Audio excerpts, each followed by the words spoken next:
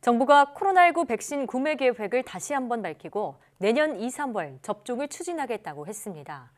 백신 접종이 차질 없이 진행될 수 있을지 코로나19 브리핑 시간에 자세히 알아보겠습니다. 고려대학교 약학대학 김정기 교수 전화로 연결해서 알아보겠습니다. 교수님 나와 계십니까? 네, 안녕하세요. 네. 애초 예상대로 영국 제약사 아스트라제네카의 백신이 국내에서 가장 먼저 접종될 것으로 보입니다. 아스트라제네카 백신은 국내 생산이 가능하기 때문에 빠르게 공급할 수 있다는 장점이 있는데요. 정부는 일단 이 백신을 내년 2, 3월에 접종하겠다는 계획인데 가능할 것으로 보십니까? 말씀하신 2월 같은 경우에는 좀 불가능할 거라고 보고요. 만일 아주 빠르다고 하면 한 3월은 가능할지도 모르나 3월도 좀 어렵지 않을까 개인적으로 생각을 하는데 예. 그 이유는 지난번 아스트라제네카 임상 결과에 대해서 의혹이 제기되면서 아스트라제네카 최고 경영자가 11월 26일, 그러니까 현지 시간 날짜로 이렇게 그러니까 추가적인 임상 시험을 언급을 했거든요. 네. 그때부터 일정을 계산해 보면 추가적인 임상 시험은 이제 추가적인 거기 때문에 소규모로 진행될 거라고 생각이 되고 계획부터 대상자 모집까지 적어도 보름은 걸리게 됩니다. 예. 그렇게 되면 그 11월 26일부터 계산을 해도 12월 중순 지금쯤에는 1차 접종이 시작되고요. 4주 후인 1월 중순에 2차 접종이 되고 접종 후에 항체 생성 기간이 좀 있어야 되기 때문에 일정 기간이 필요합니다. 그리고 결과 분석도 필요하고요. 그렇게 되면 한 달 정도 소요가 될 걸로 보고 있거든요. 네. 이렇게 되면 2월 중순은 돼야 됩니다. 그 뒤에 심사랑 승인 절차가 뭐 적어도 일주일, 뭐 보통은 보름 정도 걸리기 때문에 이렇게 되면 3월 초로 예상을 하고 있거든요. 예. 이 흐름이 가장 빠른 스케줄이고 여기에 플러스 알파의 변수가 작용을 하게 되면 당초 예상처럼 한 적어도 4월은 되지 않을까 이렇게 생각을 하고 있는데 예. 정부의 발표대로 제 예상이 틀리고 2, 3월쯤에 접종이 시작되면 이라고 하는 제 개인적인 바람도 있습니다. 네. 그러니까 추가적인 임상시험 결과가 나오기까지는 시간이 더 걸리기 때문에 빨라도 3월 초가 돼야 될 것이다 이런 말씀이신데 아직 미국에서는 아스트라제네카 백신이 승인되지 않은 상태입니다. 물론 미국 FDA와 우리나라 식약처의 결정이 별개라고는 하지만요. 정부 입장에서는 아스트라제네카 백신을 승인하기 좀 부담스러운 상황 아닌가요? 뭐 가장 이상적으로는 미국 FDA에서 승인을 먼저 하게 되면 그만큼 우리 식약처가 승인을 하는 데에도 부담은 상대적으로 적을 거라고는 생각을 하고 있습니다. 예.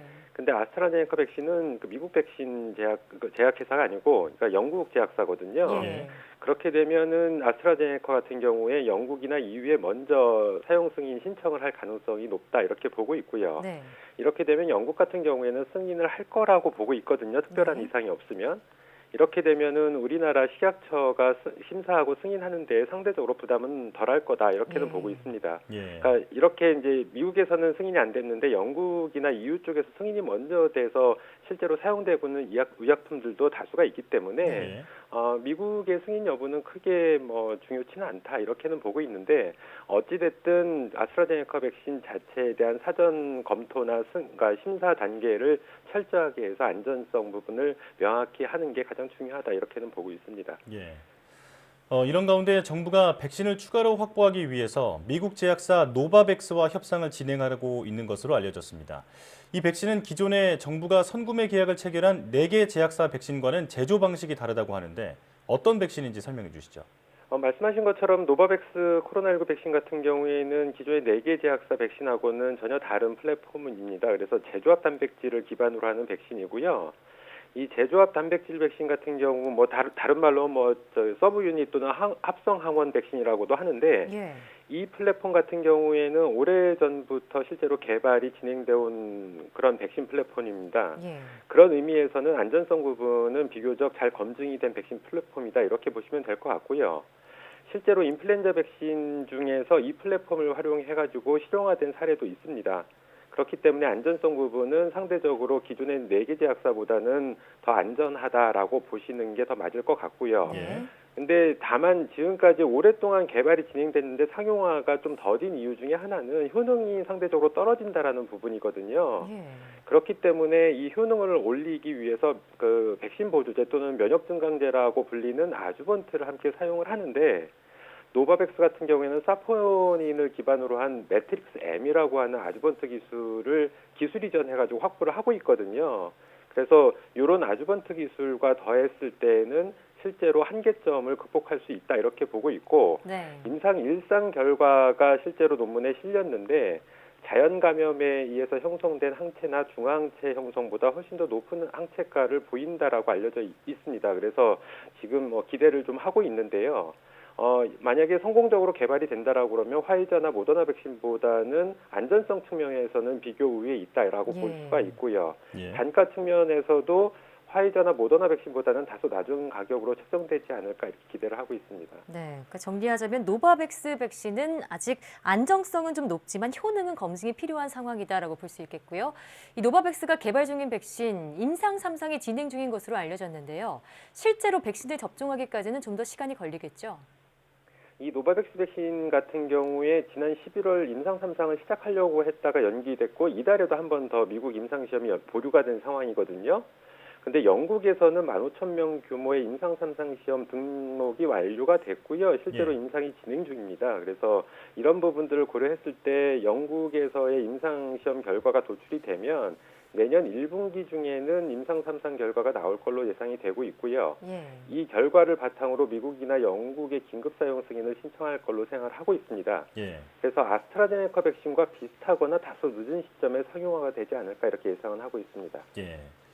자, 다음으로 국내 상황 살펴보겠습니다. 병상 확보에 비상이 걸리면서 자택 댕이 중인 환자가 늘고 있습니다. 최근에는 자택에서 사망한 사례도 나왔는데 갑자기 증상이 악화했다고 봐야 할까요? 지금 아직 정확한 사인은 부검이 진행돼야 되는데, 정확한 사인은 아직은 알 수가 없습니다. 그러니까 돌연사일 수도 있고, 코로나19가 악화되면서 사망했을 수도 있는데, 다만 코로나19의 특성상 갑자기 예후가 나빠지는 경우가 종종 있었거든요. 그래서 제 개인적으로는 코로나19 악화에 한 사망 가능성에 무게가 좀 실리지 않나 생각을 하고 있고, 만일 그렇다라고 하면 이제 전날 통화에서 이분이 그 피가래가 나오고 기침이 심하다라고 얘기를 했거든요. 그래서 폐렴 악화에 의한 호흡곤란으로 사망했을 가능성도 배제할 수는 없다 이렇게는 보고 있습니다. 네. 증상이 악화돼서 치료 시기를 놓치는 바람에 사망하는 사례가 앞으로 더 나올 수도 있는데요. 집에서 대기하는 환자들의 경우는 어떤 점을 주의해야 할까요? 비단 앞서 언급한 사례 이외에도 과거에도 코로나19로 급속히 예후가 안 좋아지는 사례들이 종종 있었습니다. 그래서 비록 기저질환이 없더라고 하더라도 심지어 젊은 층이라고 하더라도 확진 후 대기 상황에서 본인 건강 상태가 좀 안 좋아지게 되면 빨리 보건소나 119에 긴급하게 도움을 요청하실 필요가 있고요. 앞서 말씀드린 사례도 실제로 이 사망하신 분 같은 경우에 서울시 보건소에 2차례 전화를 해서 긴급 병상 배정을 요청을 했거든요. 건강 상태가 안 좋다고.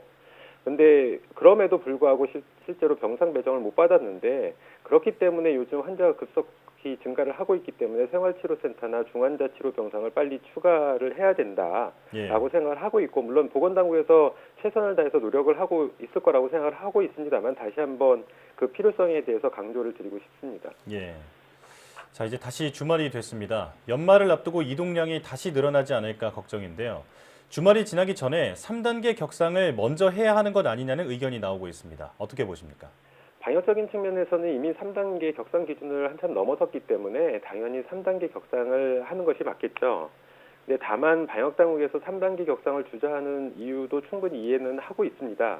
근데 만약에 3단계 격상을 하지 않는다라고 그러면 적어도 현 수도권의 2.5단계의 플러스 알파로 보다 실효성이 있는 강력한 대책이 추가돼야 된다 이렇게 말씀을 드리고 싶습니다. 그러니까 방역당국에서 추가적인 조치 또는 3단계 격상을 좀 주저하고 있는 이유 중에 하나가 이번 주 주말쯤에는 2.5단계 효과가 나타날 거다라고 얘기를 하고 있거든요.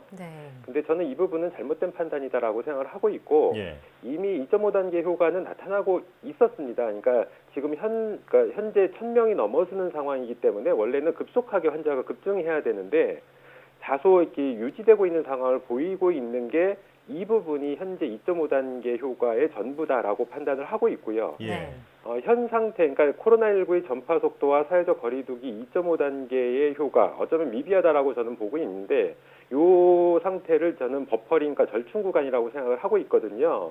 이 버퍼링 구간은 실제로 추가적인 어떤 강력한 조치가 없다라고 하면 그리 오래 가지는 않고 조만간에 다시 급증할 가능성이 굉장히 높다 이렇게 판단을 하고 있습니다.